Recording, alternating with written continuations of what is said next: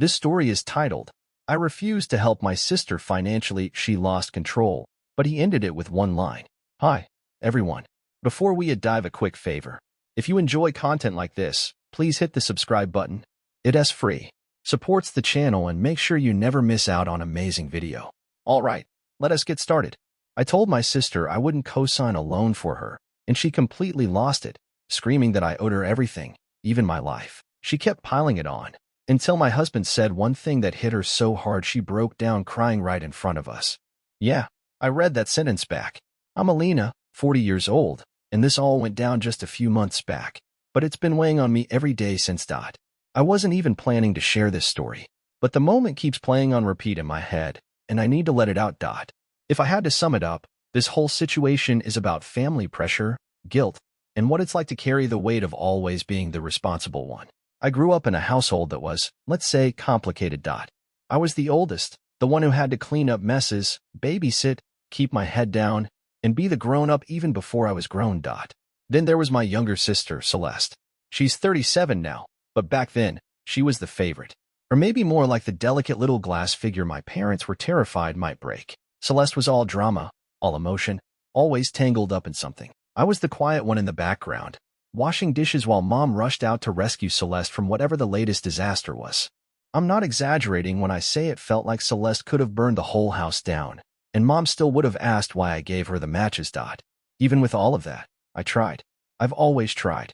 I helped her study for her classes. She still dropped out after her first semester.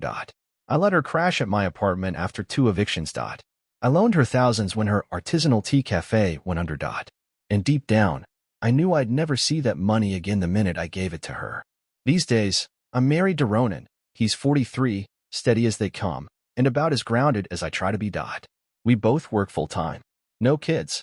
We live simply and stick to a tight budget. We're not wealthy, just careful and consistent with how we live. This whole mess kicked off when Celeste showed up at our place one day in full performance mode, tears already in her eyes, mascara smudged down her cheeks, and clutching some crumpled manila envelope like it was a treasure map. I should have known. Alina, I need a huge favor, she said, flopping onto the couch like a dying actress in a soap opera. Ronan was in the kitchen, pretending not to hear anything. He knows the routine by now. I got approved for a small business loan, she said. Eyes lit up like she expected applause. They just need someone to co-sign. No hello. No, how have you been? Just straight to the ask. I stayed silent for a beat, just long enough for her to launch into her pitch. She wanted to start a mobile nail salon, a vintage camper turned into a high-end, eco-friendly spa on wheels, complete with manicures, pedicures, organic polish, and personalized playlists. And then came the line I've heard too many times to count. This is finally my chance, Alina. I just need someone to believe in me. I sighed. I didn't want to be the bad guy. I never do. But I've learned supporting Celeste always comes with a cost. Celeste, I can't co-sign a loan for you. The room fell still. She looked at me like I'd slapped her. What? She snapped. I'm sorry, I said, steady as I could. But that's a risk I can't afford to take. She jumped up like someone lit a fire under her. You can't? Or you won't? Because it sure sounds like you just won't, Alina. And that's pretty rich coming from someone I've done everything for. I blinked at her. Everything you've done for me? What are you even talking about? I've been there for you, she shouted, arms flailing like she was delivering a stage monologue. When Mom and Dad were losing it, who held the family together? Me. When that loser broke your heart in college, and you cried all night, who stayed up with you? Me. I gave you so much, she said. And now when I need one thing, you won't help me? I had to clench my jaw to keep from laughing, not because it was funny, but because I couldn't believe what I was hearing. That's when Ronan stepped out of the kitchen. He leaned in the doorway, arms crossed, face unreadable, but I could tell he was biting his tongue. I'm not trying to be harsh, I told Celeste, but you're asking me to put my credit, our financial future, on the line for something unstable. This isn't personal, it's practical. Celeste's eyes narrowed into slits. Oh, it's personal, she snapped. It's always personal with you. You think you're better than me because you married some guy with a house and a stable job. You think you're too good for the rest of us. And then, Ronan spoke. His voice was calm, low, firm. Celeste, he said, do you even hear yourself? She spun around to face him. Oh, here we go, she said. Let me guess. You've been turning her against me ever since the wedding, haven't you? He walked forward, slowly, looked her square in the eyes, and said something that dropped her like a stone. There was no yelling, no theatrics, just this quiet, heavy sadness in his voice. The kind of truth that doesn't shout, it lands. Celeste, he said again, you keep saying Alina owes you, that she's abandoning you. But here's the truth. You have no idea what she's already given up for you. She blinked like she didn't understand. What does that even mean? She asked, her voice cracking. But Ronan didn't let up. You think this is about a loan, but it's not. You've spent your whole life expecting Alina to catch you every time you fall. And she has. Every time. But you never once asked what it cost her. For once, Celeste had nothing to say. He didn't yell. He didn't accuse. And somehow, that made it hit even harder. She didn't faint or anything. But her knees just kind of gave out, and she sank onto the couch like her whole body had gone soft. The silence after that was deafening. You could hear the fridge humming, the old clock ticking above the doorway. I just stood there. I hadn't expected Ronan to say any of that, and I didn't realize how badly I'd needed someone to say it out loud. Celeste sat there with her hands clenched tight in her lap, eyes glistening. She wasn't crying exactly, but the fight had drained out of her. She didn't speak for a full minute. Then she finally asked, voice low, what do you mean? What she gave up? Ronan glanced at me like he was handing it back over to me, like he'd said what he needed to and didn't want to speak for me. I drew in a breath and felt something rise in my throat that had been buried there for years. You remember when I wanted to study abroad? I asked, my voice quieter than I expected. She nodded slowly. Yeah, Scotland, right? Back in college. I got accepted, I said. Had everything in place. Grants, scholarships, the whole thing. Then Mom called one night in a panic. You'd crashed her car, and you didn't have insurance. She said if it didn't get fixed, Dad might lose his job. She said you were just a kid. It wouldn't be fair to punish you. So I withdrew. I gave them my tuition refund. Told the school I changed my mind. Her eyes widened. Her mouth opened a little. You never told me that, she said. I wasn't supposed to, I told her. Mom said it would just make you feel guilty. And I didn't want to do that to you. I figured it was a one-time thing. I gave a little laugh, soft, tired, not bitter, but it never was. It kept happening, and I kept being the fallback. You'd hop from job to job, guy to guy, and someone had to pick up the pieces. That someone was always me. Celeste didn't say a word. Her hands were trembling, twisting at her sleeve. I wasn't trying to break her. I didn't want to crush her. I just needed to stop pretending. Remember when I took that night job at the hospital downtown? I asked. She nodded. You said it paid better. It did. But I didn't want it. I was exhausted all the time. I missed Ronan's birthday that year. But I took the job because Mom said you needed help with Rin again. And I didn't have the heart to say no. Ronan reached for my hand right then, and I realized I'd started to cry. Celeste didn't move. For a moment, I thought she was going to say she was sorry. But something shifted in her expression. Shame, maybe. Or pride. Her jaw tightened. I didn't ask you to do all that, she whispered. I nodded. You're right. You didn't. But you never stopped anyone else from asking for you. The room went cold. Not in temperature, just in spirit. Like we'd cracked open a truth nobody wanted to face. Celeste wiped at her face, stood up, unsteady. She turned toward the kitchen, paused, then looked back. I thought family was supposed to be there for each other. I met her eyes. We are. But being there for someone doesn't mean losing yourself every time they fall. Especially when they never stick around long enough to say thanks. She didn't say another word. She just turned and walked out the front door. But that wasn't the end. Not even close. Because 2 days later, I got a call from our mom. And boy, she had a whole list of things to say about loyalty, shame, and how I had betrayed the family. That offhand way she dismissed everything about my life, my limits, my choices. It stung more than she probably realized. To her, Ronan's paycheck wasn't part of a life we built together. It was just another resource she figured she had a right to tap into. Everything we'd planned, our marriage, the careful budgeting, years of discipline, none of it mattered. It was just background noise to her. We're not rich, I said, this time with a firmer edge in my voice. We've worked hard for everything we have, and we're not about to gamble it all on one more dream of Celeste's, just for her to bail the moment things get hard. That was when Mom's voice shifted. The anger faded, but what replaced it was worse, cold, sharp, deliberate. Well, she said, I see you finally decided you're better than the rest of us. Living in your cozy little home with your perfect little husband, acting like you're above the family.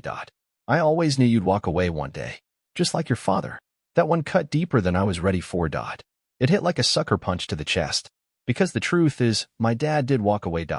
When I was 15, he packed up a duffel bag and left in the middle of the night and never looked back. And the version of the story Mom always told us was simple. He gave up on us. We weren't enough. I spent years holding on to that story. Years determined not to be like him. I told myself I had to be different. Loyal. Reliable. The one who stuck around no matter what it cost. But lately, I wasn't so sure anymore. I'm not abandoning anyone, I said, this time quieter, more tired than angry. I'm just done being the one who carries the weight of everyone else's choices. The line went silent. Then Mom said something that hit differently. Celeste told me something last night, she said. She said you looked at her like she was garbage. Like she meant nothing to you. I never said that, I replied, doing my best to stay calm. But she's not a kid anymore, Mom. She's 37. And she still acts like the world owes her something. Like I owe her something. You do, she snapped. That stopped me. After everything she's been through, Mom started. What has she been through? I cut in, louder than I meant to.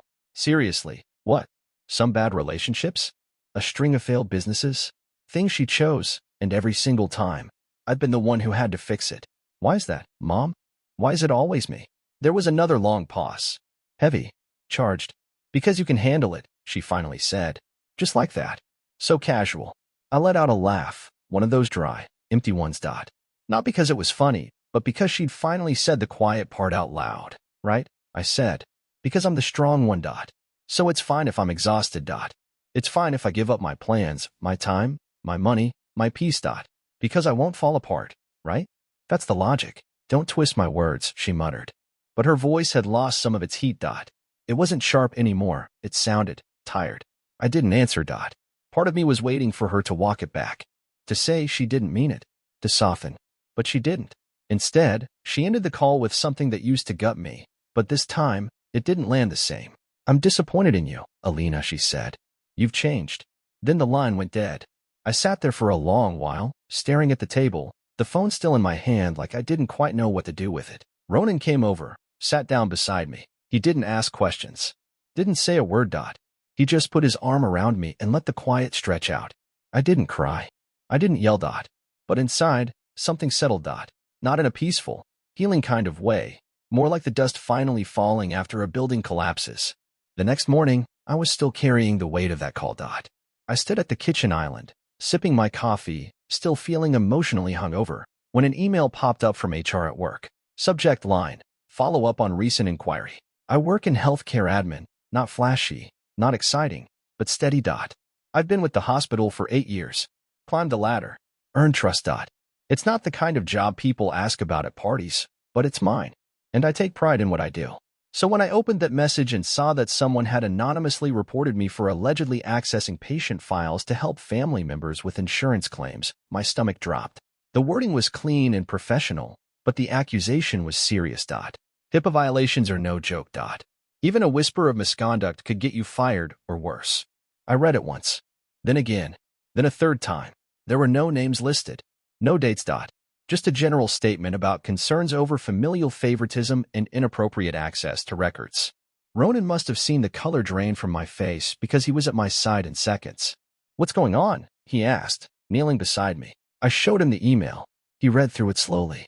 Then he looked at me and said, You think this was Celeste?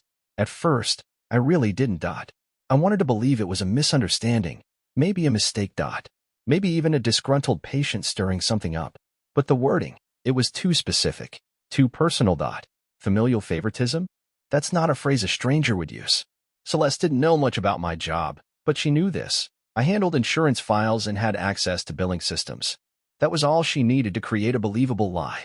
And if she figured she couldn't get what she wanted from me directly, maybe she thought she'd take aim at the one thing that kept me grounded. My reputation, my livelihood. Hit me where it hurt, where she thought I wouldn't be able to fight back. The following week was hell. HR brought me in for questioning. I handed over every log, every report, every shred of proof showing I hadn't stepped outside my caseload once. IT backed me up completely. My manager, who's known me for years, was furious on my behalf, quiet, but visibly angry. Don't worry, she said. We've seen these kinds of games before. Someone's trying to rattle you. But you're clean. Your records are solid. Still, it shook me. Because if Celeste was willing to go this far, what else might she try? That's when something old and buried snapped into focus. Something I hadn't thought about in years. The savings account my dad set up for me before he left. It was supposed to help with college. He didn't have much, but he'd scraped it together for me. After he walked out, Mom told me she closed the account, said it wasn't worth thinking about anymore. And I believed her. Back then, I didn't have a reason not to. But now, after everything that had happened, a voice in the back of my head whispered, check it. Just check. You need to know. So I called the credit union. Waded through the hold music, the security questions, the awkward ID verification process. And then the woman on the line said something that stopped me cold. Oh, that account. It was closed 6 years ago. Says here it was withdrawn in person by a Celeste M. I didn't even hear anything after that. I just stood there, gripping the kitchen counter so tight my knuckles started to ache. That money, what little there was supposed to be mine. It was not a fortune, just a couple thousand, maybe. But it mattered. My dad set it aside for me. It was meant for school, for my future. And she took it. 6 years ago, right around the same time she claimed she needed help getting her life back together, after yet another failed business. Back then, I was the one struggling. I had asked Mom for help. I was trying to take night classes to finish my degree, and things were tight. She told me the truth was simple. Dad's savings were gone. She said there was nothing left. But there was. And Celeste took it. And no one told me. That was the moment something inside me clicked. This wasn't just frustration anymore. It was something sharper, clearer, like finally seeing the cracks in the wall that had always been there. I didn't scream. I didn't cry. And I sure wasn't about to play fair anymore. If Celeste wanted to go low, fine. But she forgot something important. I knew where the skeletons were. And she had left more than a few of them lying out in the open, thinking I'd never touch them. So I got to work. Not in a loud, revenge movie kind of way. I didn't blow up her life with a text or show up yelling. No, I got quiet. I got smart. I pulled up old emails. Screenshots. Messages. I created a spreadsheet of every time I'd loaned her money, dates, amounts, even Venmo receipts. And then there was the GoFundMe, one she launched under a fake name, claiming she needed emergency dental surgery. I still had the screenshots. Even after she deleted the post when folks started asking questions she couldn't answer. But that wasn't the worst of it. Turns out, Celeste had recently started calling herself a freelance business consultant. What that really meant was, she was convincing people to send her money for vague advice and fake investment opportunities. And one of those people, a girl I went to high school with, Fallon, she reached out to me after seeing a private post I'd shared, asking, hey, is your sister legit? She's been pushing me to invest in some crypto thing and said you vouched for it. I had never vouched for anything. I asked her to send me the messages, and when I read them, I knew I had everything I needed. I wasn't planning to ruin Celeste, but I also wasn't going to let her drag anyone else down with her. If she was going to fall, it'd be by her own choices, not mine. I just had to confront her. In person. And as luck would have it, the perfect opportunity was already on the calendar, Mom's birthday dinner. The same house Celeste and I grew up in. Same creaky chandelier over the dining table. Same wallpaper with water stains from that leak Mom never got around to fixing. There were 8 of us. Mom, her boyfriend Dan, quiet guy, kept to himself. Celeste, me, Ronan, and a few extended family members. From the moment I walked in, I felt her watching me. She greeted Ronan with her usual fake sweetness. Me? She gave a tight smile and a look that said, try me. Fine. Let her try. Dinner was pot roast, soggy green beans, and tension you could chew through. Mom was in a good mood, probably because Celeste had been feeding her a carefully edited version of events all week. I smiled, passed the rolls, kept my tone polite. But once dessert hit the table and everyone was full, relaxed, I made my move. I reached into my bag, pulled out a slim folder, and laid it in front of me. Before we wrap up, I said, keeping my voice calm, I've got something to bring up. And I want to do it now, here, with everyone present, so there's no confusion later. The table fell quiet. Mom's brow furrowed. Celeste sat up straighter. What is that? She asked. I looked her straight in the eye. It's a timeline. With receipts. Bank records. Messages. Everything. Celeste gave a dry laugh. You're kidding. We're doing this here. Yes, I said. Because I've let way too much slide. I've watched you lie, steal, manipulate people. I let it go when you took the savings account Dad left for me. The one you told Mom you didn't know anything about? You closed it 6 years ago. I spoke to the credit union. Mom's eye snapped to me. Wait, what? Celeste's smile faded. You tried to get me fired. I continued. That anonymous complaint at work? HR traced the IP. Want to guess who's it matched? Mom looked between us, stunned. What is she talking about? I didn't, Celeste started. But Ronan cut her off. You did, he said. Calm, direct. And you crossed a line. You tried to sabotage her job because she wouldn't co-sign a loan you had no business asking for. Celeste's voice turned sharp. Oh, and I suppose you two think you're better than the rest of us? Just because you've got a steady income and your lives are all neat and tidy? While the rest of us are actually out here struggling. That's not what this is about, I said. This is about accountability. You've taken from me for years, my time, my energy, my trust, my money. And every time, you flipped the story to make me the villain just for setting boundaries. I needed help, she snapped. No, I said. You needed consequences. And now you've got them. Then I turned to Mom. I'm not asking you to take sides. I'm just telling you where I stand. I'm done. No more loans. No more covering for her. And if either of you tries something like this again, I will take legal action. Celeste laughed again, but this time it cracked. It didn't sound rehearsed anymore. You're not serious, she said, her voice shaky. That's when Ronan leaned in, eyes locked on hers, and said the one sentence that finally cut through all the noise. You keep saying Alina owes you everything, but the truth is, you've drained her dry. And she's finally done letting you feed off her. Celeste opened her mouth, then closed it again. Her face flushed deep red. She looked like she wanted to scream, or sob, or bolt out the front door. But she didn't do any of that. She just sat there, staring at her plate like it had betrayed her. Then the tears came. Real ones. No screaming. No dramatic exit. Just quiet, shuddering sobs, while everyone else stayed frozen in place. Nobody moved to comfort her. Not even Mom. For once, the room didn't revolve around her feelings. No one jumped in to save her from the fallout. After a long, heavy pause, Mom finally spoke. I think dinner's over. We left soon after. A few days later, Celeste blocked me. Honestly, that might be the healthiest boundary she's ever set. She hasn't said a word to me since. But word got around. She moved in with a college friend who, apparently, cut ties about 2 months later. Mom never apologized, but she also stopped sending me messages about helping Celeste, and I stopped feeling like I owed her constant updates. I kept my job. HR cleared me completely, and even put a note in my file backing me up in case anything else ever came up. And Ronan? He stood beside me the whole way through. The best part, every cent I had once set aside to bail Celeste out, I used it to finally finish my degree. Ronan and I celebrated with takeout and a bottle of wine. Just the two of us. No family, no drama. And for once, I didn't feel guilty about choosing peace. Still, after all of this, I keep wondering, was I the a-hole for cutting her off? I mean, I had my reasons, and I don't regret standing up for myself. But part of me still asks, could I have handled it differently? Yeah, Celeste manipulated me for years.